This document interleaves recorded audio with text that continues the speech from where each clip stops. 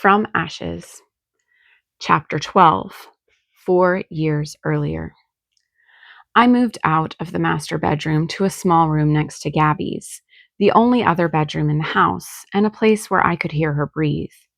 It became the way I fell asleep, listening to those breaths. I could count the length of them, so steady and unburdened. 6 months. She'd drawn dozens of stick figures of Rachel, the two of them holding hands, the three of us as a family, one with a round belly that had a baby in it, although we told her that wasn't how she'd come to us, one with a heart between the two of them, one with a sun and beach, the horizon a perfect rectangle of solid blue. The pictures became, for Gabby, the memory themselves. Her mother solidified, immortalized in those waxy lines of color. It was harder for me with all those years of life rolling behind me, all the memories of our time together, all those tangles of loss and hurt, more abstract than a still life. The new job was a perfect distraction. Codes to master, protocols, clients with their endless flow of computer requests. No doubt I'd lost something in the new security of my job. That was the plan, after all. Lose something to gain it. Wasn't that how it went? The week I took my wedding band off, a waitress at lunch asked me out. Nope, wasn't ready for that. Definitely not what I was missing. I politely declined, put my ring back on.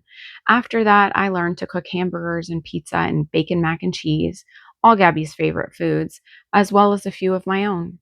I avoided Rachel's favorites, tried to forget what they were, the cashew chicken, eggplant parmesan, any pasta at all. It didn't work. And why hadn't she told me as soon as she knew? A cancer that had leaked to nearly every part of her body. Instead, she'd held the information tight against her. Protecting you, she'd said, working through.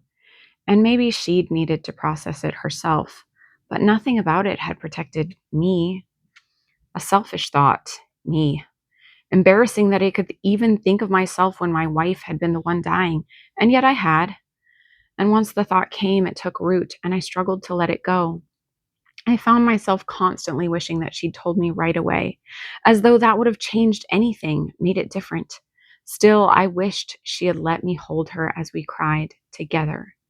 Wished she hadn't waited for the follow-up, the surety of the words I'd found in that letter. The letter. If I hadn't found it, when would she have told me? It was a question I never asked her, a question that didn't have an answer that could satisfy me. And so I just wished that I'd been there at the first with her, a unit, a team. I didn't resent her for it, wouldn't, couldn't, but I wished. And if ever another woman came along, I promised myself that I would say, I need you to be honest, even if it hurts. No, not honest. Rachel hadn't lied. Open, open, even if it hurts. Looking over Gabby's shoulder, I watched her draw a square, choose a red crayon, fill it in, above circles of black for wheels. A fire truck. Another missing thing, but maybe one that I could do something about.